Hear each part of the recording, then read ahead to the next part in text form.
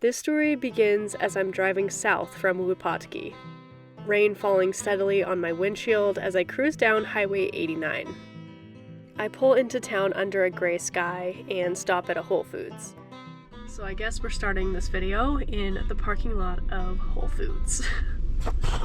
I'm just about to eat lunch. I got some pizza, I got chicken salad, and a cheesecake. It's called Fantasy Cheesecake, so it's probably gonna be amazing. Look at this pizza, guys. This is pesto artichoke chicken. It looks so good.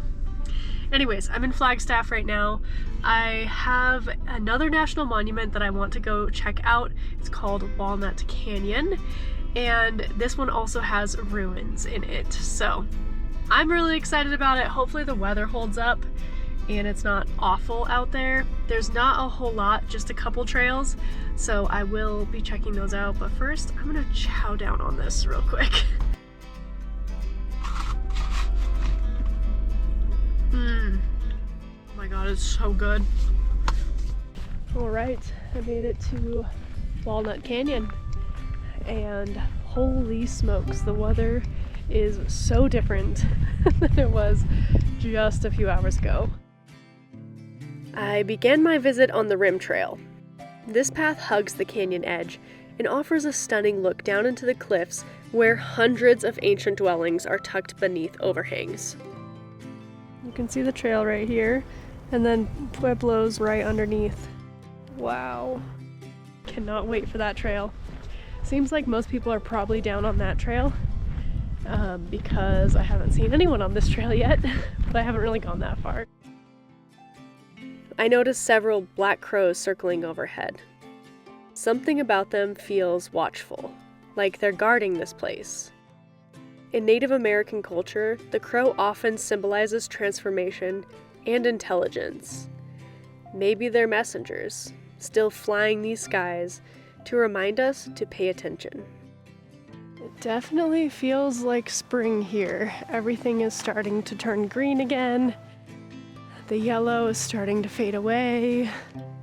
You can see the new growth on a bunch of plants, and it's just really exciting to be here at this time. Now I'm gonna go see if I can find some pueblos located up here on the mesa. And then I'm gonna take the island trail that will dip down into the canyon so I can see more incredible ruins. So it's a beautiful hike so far. I do see some blue skies, which is good, but it definitely looks like it has rained here today. There's puddles all over the ground.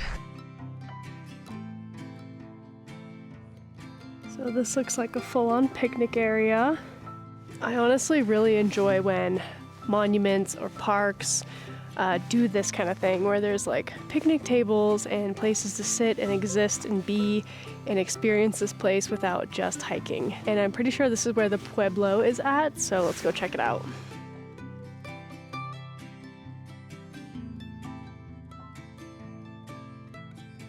Okay, yes, this is it. This is interesting. This is the first one I've seen today that is in a covered area. Okay, I made a mistake. I've been calling these pueblos, and these are actually pit houses. So this is a different style of building than the houses that are located down further on the island trail. So they dug down and then placed their rocks and made like the cement mortar. So this site was reconstructed, which it definitely looks like it was. Yeah, this mortar looks definitely new and like recently made compared to the other mortars that I've seen from the different pueblos. This is a pretty big room, a pretty big space. It seems like the current population, civilization of Flagstaff, is kind of built upon the bones of a past civilization that once lived here and thrived here. I think this is it as far as the pueblos, so I'm going to make my way to the visitor center to access the island trail, which I'm really excited about. There are much more ruins there, I think, than on this trail, so let's go.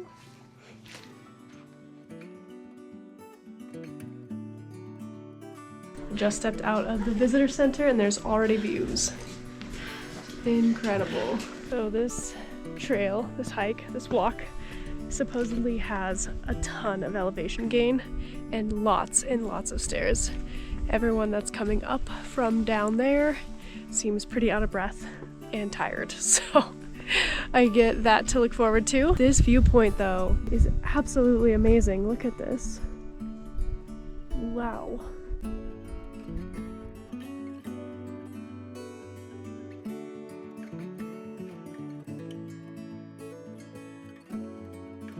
So cool. How did they even get to these places? There are lots of signs warning people about the difficulty of this hike, so I'm a little nervous now.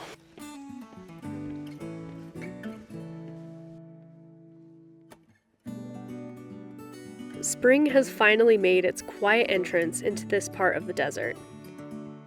Flowers and plants seem to be waking up, cautiously but confidently. I slow down and start to notice the little things. The way the flowers and new growth stretches towards the sun. How the air smells fresh and damp. It's so beautiful.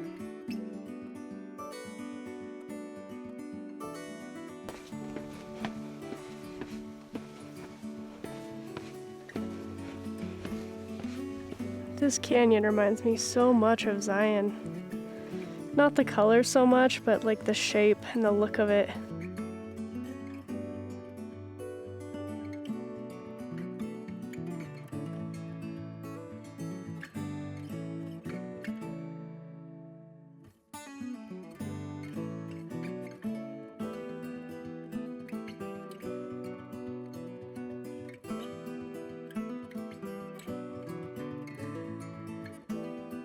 So I made it down to the island part, which is the craziest descent from the visitor center to here. Now I'm just going to circle around this area, I believe. There's probably going to still be elevation change, but it should be a lot better than it was. I had to take off my rain jacket because it got warm. It was pretty cold and rainy when I first got here, but now it's not raining at all and it has warmed up again, so the weather is crazy today. Oh my gosh, check this out. Built into the rock itself, these cliff homes belong to the Sinagua people. Their name means without water. Between 1100 and 1250 AD, they lived here. They farmed on the rim and gathered water from the canyon floor. You can see the smoke marks all along the back wall where they must have had fires in their homemade cement. They built their homes from limestone blocks and mud mortar. They grew corn, beans, and squash in the soil.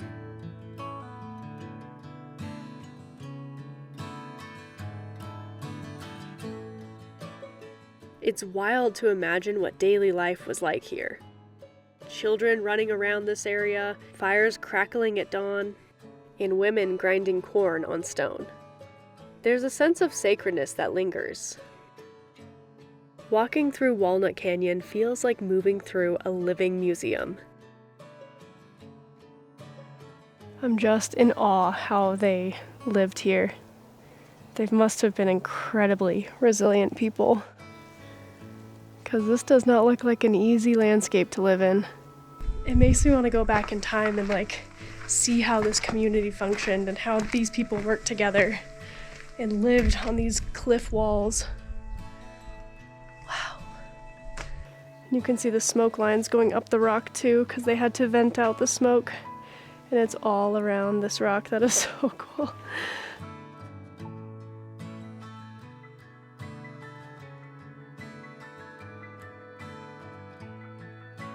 So there are a whole row of rooms, probably places to live. This stretch of the rock, it's amazing.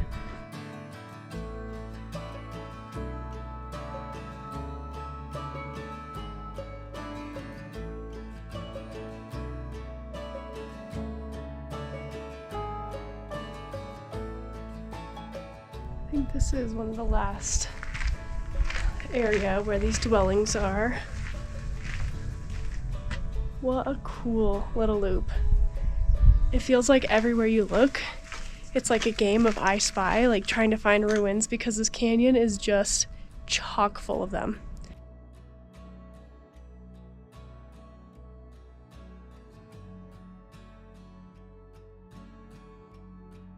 The island trail takes me past cliff dwellings, truly eye level with this history.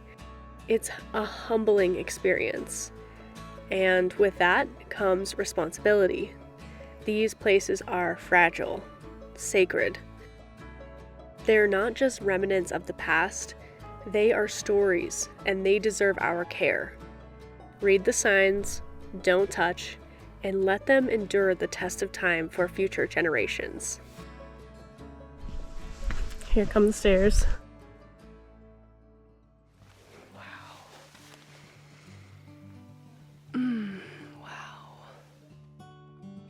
After climbing 300 plus stairs back up to the visitor center, I caught my breath and took one last look over the canyon. My time here wraps up, but the journey continues. That was such a cool area. I'm really happy that I stopped there and that I had time to explore it, because wow, it was seriously so cool. Now I'm heading off to my final destination of this weekend's trip, and it's about an hour and a half from Flagstaff. I'm heading to the Grand Canyon. I'm staying on the south rim tonight, and I'm actually so excited about it. The last time I had a campsite at the south rim, I didn't even get to stay overnight there. And that was my rim to rim to rim video, so if you haven't seen that, I highly recommend you go check it out. It is a crazy adventure, and I can't even believe I did it, honestly. Like, thinking about doing it now, I just don't know if I could. I find my quiet campsite, set up my little space, and start winding down. All right, I made it to my campsite in the Grand Canyon. I'm on the Oak Loop, site 234. It is pretty chilly here, so I'm going to bundle up. I'm going to get my car organized because it's kind of like a disaster right now. I'm gonna clean up a little bit, put layers on, and then get ready for some dinner. So I'm just glad to be here. My goodness, it's been a long day of travel, hiking, enjoying the outdoors, but yeah, I'm ready to rest. Car is looking a little bit cleaner. I am a little bit cleaner. I changed my clothes. I'm feeling good. Now I'm just getting everything ready for my trip into the Grand Canyon tomorrow. So I've got to gather everything, pack it all up, and pretty much be ready to go so that I can just like drive out of here in the morning, straight to the trailhead. Bringing my hiking poles. It's been a long time since I've used my hiking poles though. But I also feel like it's been a while since my last like big extended hiking trip. That's it as far as gear. Let's grab food. I'm about to eat all of these right now. Okay, the thing about this campsite is it's really small. I mean, it's big, but it's really tight. There's a lot of people mushed into one little area, and like 4 or 5 of my neighbors can see me right now talking to my camera, so that's fun. Okay, I think I'm mostly packed. Hi. Hi. How are you? I'm good. How are you doing? Steve. I'm Erica. Nice to meet you, Erica. Nice to meet you. We just picked this up fresh at Oh my gosh. Guilfoyle's in California yesterday, Okay. and we've had our share.